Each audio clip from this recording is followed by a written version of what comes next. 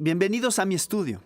Pensé que sería más personal y más amigable invitarlos a mi estudio. Aquí es donde estudio la palabra de Dios. Y detrás mío verán unas estatuillas. Son estatuillas de pastores de ovejas.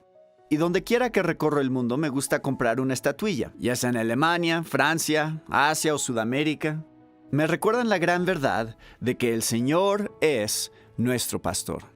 Pero luego convierte a algunos de nosotros en sus pastores auxiliares. ¡Qué gran privilegio es ser un pastor auxiliar del Señor Jesucristo para cuidar a su pueblo comprado con su sangre preciosa! Es un honor indescriptible. Así que el tema para nuestras charlas será la restauración del liderazgo bíblico a la iglesia. Y comenzaremos con la defensa y la definición del liderazgo bíblico de la iglesia. Comencemos con la palabra de Dios. Quisiera que tomen su Biblia y abran en Tito capítulo 1. La carta de Pablo a Tito, que estaba en la isla de Creta. Pablo había estado ahí antes y no había terminado su trabajo, así que Tito debe terminar lo que Pablo había comenzado. Versículo 5. Por esta causa te dejé en Creta, para que corrigieses lo deficiente y establecieses ancianos en cada ciudad, así como yo te mandé. El que fuere irreprensible, marido de una sola mujer. Pablo estaba muy interesado en este tema del liderazgo de la iglesia. Escribe sobre esto, nos cuenta el gran suceso cuando se reunió con los ancianos de Éfeso y les dio un sermón de despedida. Y le hubiera gustado ser el orador en este sitio web, pero no pudo estar acá. Pero hizo algo mejor. Escribió cartas, parte de la estrategia de Pablo para instruir a sus iglesias y corregir los problemas fue escribir cartas. Y estas cartas perduran para nosotros hoy. Son cartas divinamente inspiradas. El mismo Pablo afirma que toda la escritura es inspirada por Dios y útil para enseñar. Así que tenemos estas maravillosas cartas para instruir a nuestras iglesias locales y cómo debemos gobernarnos y cuidarnos. Pablo dice aquí que una iglesia sin ancianos calificados es deficiente. Volveremos a esto en unos momentos. Primero quiero considerar el problema. Existe un problema muy serio. El problema es la pérdida de la enseñanza del Nuevo Testamento sobre el liderazgo de la iglesia. Quiero contarles primero acerca de la carga personal que Dios me dio hace más de 40 años. Y ese fuego que Él inició permanece aún en mi corazón. Estaba en una clase sobre el gobierno de la iglesia en el seminario. Y lo que me sorprendió de la clase era la falta de apoyo escritural para gran parte de lo que se decía. Un día me acerqué al profesor, a quien respetaba mucho, y le pregunté: ¿qué me puede decir de todos estos textos de las Escrituras sobre el liderazgo de la iglesia? Su respuesta fue sorprendente. Dijo: todos esos textos sobre los ancianos no significan nada. Y pues no tuve el valor para responderle y decirle algo. Simplemente medité: ¿significan algo todos los textos inexistentes sobre clérigos y reverendos? ¿Dónde están esos textos? Así que comencé a pensar y me di cuenta al considerar este tema que había una absoluta confusión sobre el tema de ancianos y diáconos de la iglesia. Recuerdo que cierta vez un hombre me dijo: el trabajo de los ancianos es distribuir los boletines en la iglesia. Pensé, ¿llegaremos alguna vez a entender correctamente esta doctrina? Luego estaba preparando una serie de sermones para mi iglesia y llegué al punto del liderazgo de la iglesia y la estructura de la iglesia y buscaba material sobre ancianos y diáconos y realmente me sorprendí por la escasez de material en esta área. Ahora, esto fue 40 años atrás y el día de hoy las cosas han cambiado. Entonces habían folletos pequeños y libros, mayormente con un enfoque denominacional, sin interacción con las escrituras. No era exposición bíblica. Fue en ese momento que el Señor colocó en mi mente y corazón, y estoy tan contento que lo hizo, escribir un libro que simplemente recorrería todos los textos de las Escrituras sobre el liderazgo y el diaconado y presentarlo dejando que las Escrituras hablen por sí mismas. Y el resultado fue Liderazgo Bíblico de Ancianos. El secreto del libro es que es mayormente una exposición bíblica. Deje que las Escrituras hablen. Como todos sabrán, es difícil cambiar las tradiciones de una iglesia. Es imposible sin la palabra de Dios y el Espíritu de Dios obrando en nuestros corazones y mentes. Así que pensé que esta era la única manera de hacerlo. Simplemente fui de un texto a otro, interactuando con el texto, procurando por la gracia y ayuda de Dios que cada vez que escribía y estudiaba, el Señor me protegiera de mis propias tradiciones y concepciones preconcebidas. Dejar que la palabra de Dios hable. Quiero decir que muchas iglesias tienen un liderazgo de ancianos. Tienen ancianos y lo tienen porque las escrituras lo enseñan muy claramente. No lo podemos negar. Pero existe otro problema. No tienen un liderazgo bíblico.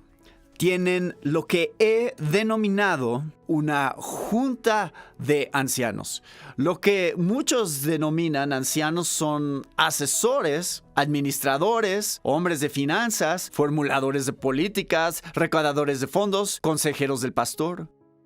No son ancianos bíblicos y es muy obvio. El liderazgo bíblico es un liderazgo pastoral, con ancianos calificados activos. No una junta de personas que solo lideran y formulan políticas para la iglesia de manera temporal. Ahora, ¿qué vamos a hacer acerca de esta pérdida de la doctrina del liderazgo bíblico de ancianos? Hay solo una solución: volver a la enseñanza del Nuevo Testamento. En eso estuve ocupado por más de 40 años, volviendo a lo que dice la Biblia, lo que Dios dice realmente, lo que el Espíritu de Dios dice sobre el tema. Y esto lo denomino restauración, recuperación y reforma. Necesitamos recuperar las enseñanzas del Nuevo Testamento sobre los ancianos. Ahora, no debería sorprendernos que debamos hacer esto. Casi toda doctrina de las Escrituras, en algún momento u otro, necesitó ser reformada, corregida o avivada. Es una especie de tendencia natural olvidarse y confundirse acerca de una doctrina y distorsionar la doctrina o extraviarla del todo. Vemos esto en el Antiguo Testamento. ¿Recuerdan el apóstol Pablo en Romanos capítulo 15 y versículo 4? Dice: el Antiguo Testamento es para nuestra enseñanza. Primera Corintios 10 y versículo 11 dice: el Antiguo Testamento es para nuestra enseñanza. Y a través de todo el Antiguo Testamento vemos doctrinas que se pierden. Vemos al pueblo de Dios alejarse lejos de Dios. Desobediencia. Lo vemos al principio del Antiguo Testamento, especialmente en Reyes. Podemos apreciar el gran avivamiento de Josías. ¡Qué gran avivamiento! Pero considera esto: el pueblo de Dios había perdido la palabra de Dios, habían perdido la ley de Moisés. Y un día fue hallada en el templo. El templo no se utilizaba apropiadamente, el sacerdocio no funcionaba, no se celebraban las fiestas. Israel se había distanciado mucho de Dios y se había entregado a la idolatría. Querían ser como las otras naciones.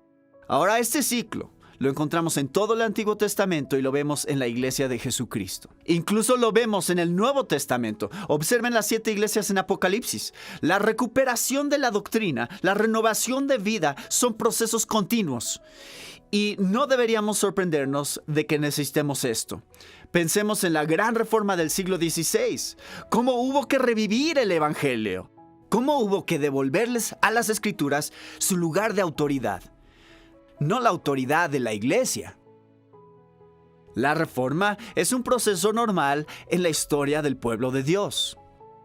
Así que hago un llamado para una reforma. La recuperación de la doctrina bíblica que se ha perdido o distorsionado o desfigurado tanto que no se le reconoce. Una total confusión sobre esta doctrina.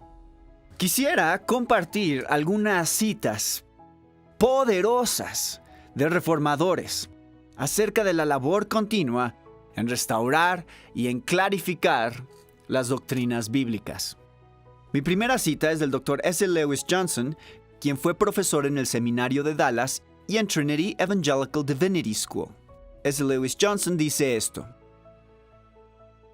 en cada generación necesitamos una purificación iluminada de nuestras tradiciones. ¡Qué bueno! Lo voy a leer de nuevo. Espero que presten atención. En cada generación necesitamos una purificación iluminada de nuestras tradiciones. Mis amigos, si aún no lo saben, las tradiciones dominan. Aquello con lo que estamos cómodos, lo que conocemos, no somos personas de la palabra como creemos.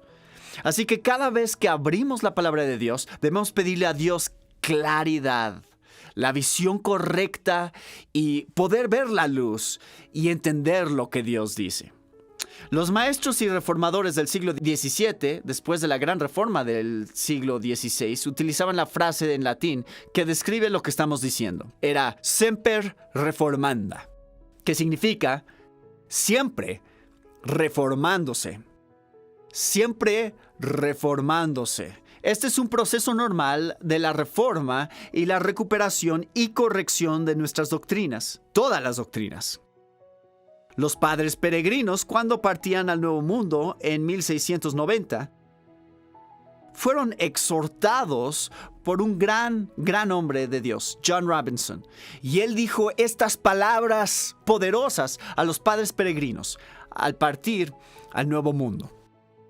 Estoy totalmente convencido que el Señor tiene otras verdades para impartirnos a través de su santa palabra.